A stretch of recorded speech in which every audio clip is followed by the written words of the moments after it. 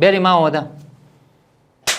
بازیگر بدشانس سینمای ایران کیست؟ مهران مدیری به دنبال اسکار. شجریان شهرام شب‌پره گوش می‌دهد. چرا مردم فیلم کمدی دوست دارند؟ سلام، به مدیوم شات خوش اومدید. صداشو یکم کم کنید.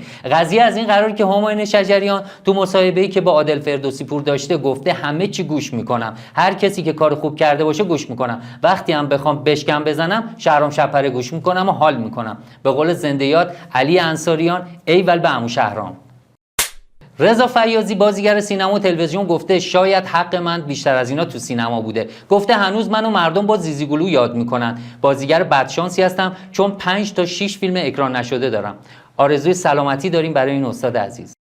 گفته و حاکی از اینی که مهران مدیری داشته از روی برنامه خارجی به اسم تسک مستر کپی میکرد و میخواسته یه برنامه به اسم اسکار بسازه و تو شبکه نمایشخانگی پخش کنه. آره ظاهرا نیما شعبانخانی هم یکی از مجریای این برنامه بوده. بعد از اعلام این خبر یکی از خبرگزاری‌ها اعلام کرده که ساترا اجازه نمیده که مهران مدیری مجوز بگیره.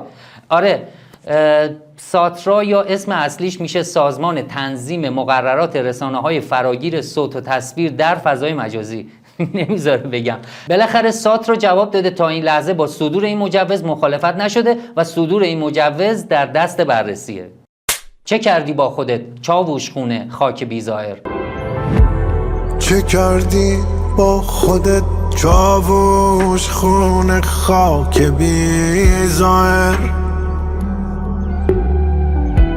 چه کردی با خودت؟ بغض خیابونای بی آبر. اینم جدیدترین تصویر منتشر شده از محسن چاوشی عزیز.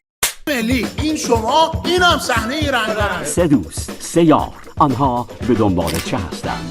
3 ناموس پرست دنبال چی میگردند؟ ناموس.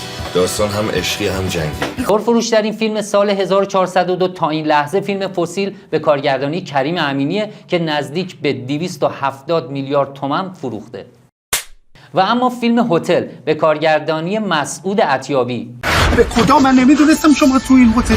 2 همکار، 2 دوست، به خاطر 40% تفریح شده اومده تو این هتل خاک. 2 مرد متأهل و 3 زن، نه 4 زن. امان از این شک.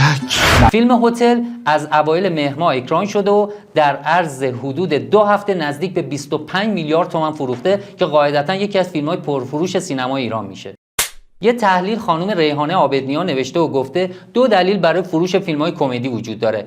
نقل کرده از کتاب ستایش بتالت نوشته راسل فیلسوف انگلیسی که نقل به مضمونش اینجوریه: چون مردم درگیر مشکلات و فعالیت‌ها و کار هستن به دنبال فیلمی میرن که اونا رو بخندونه. حالا دلیل دومش هم بازم نقل به مضمون بهتون میگم. میگه شوخی‌هایی که ما میکنیم بیانگر موقعیت‌های اجتماعیه. در واقع چون شوخی‌های فیلم‌ها از بطن جامعه اومده برای همینم پذیرفته میشه و مردم دوست دارن.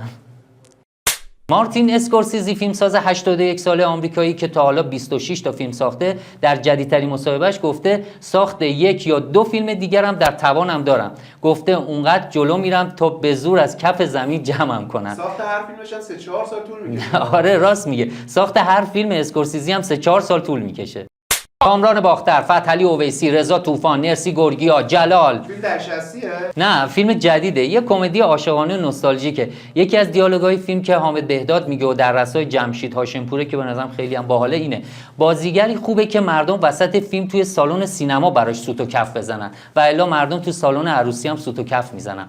فیلم گیجگاه به کارگردانی عادل تبریزی چند روزیه که اکران شده. پیشنهاد میدم حتما در سینما تماشا کنید و لذت ببرید. آرزوی سلامتی داریم برای محمد شیری عزیز که در بیمارستان بستری هستن. امیدواریم هر چه زودتر سلامت و تندرست بشن. یه نمایش بهتون معرفی میکنم، نمایش انسان از 50-50 به کارگردانی مرتضی اسماعیل کاشی. بلیت 6 روز اول این نمایش تموم شده. این نمایش رو میتونید در پردیس تئاتر شهرزاد تماشا کنید. آرش میراحمدی، فردوس کاویانی، آتیلا پسیانی عزیز، هنرمندایی که متاسفانه طی هفته‌های اخیر از دستشون دادیم. یادشون گرامی که برامون لحظه‌های خوبی ساختن. قرار ما تو مدیوم شات اخبار و اطلاعات و حاشیه‌های هنری مخصوصا سینما و تئاتر رو تقدیم شما کنیم. مدیوم شات خیلی به مسائل نزدیک نمیشه که بشه کلوزآپ و خیلی از مسائل دور نمیشه که بشه لانگ شات. مدیوم شات یک نمای میانه است. این برنامه تو استودیو جاینا ضبط میشه. از زحمات مدیر محترم، عوامل پشت صحنه این استودیو تشکر میکنم. شما میتونید برای تولید محتوای حرفه‌ای و دوره‌های آموزشی و پلاتو از امکانات این استودیو بهره بگیرید. لطفاً نظر بدید که بتونیم برنامه‌های بهتری بسازیم. خدا نگهدار.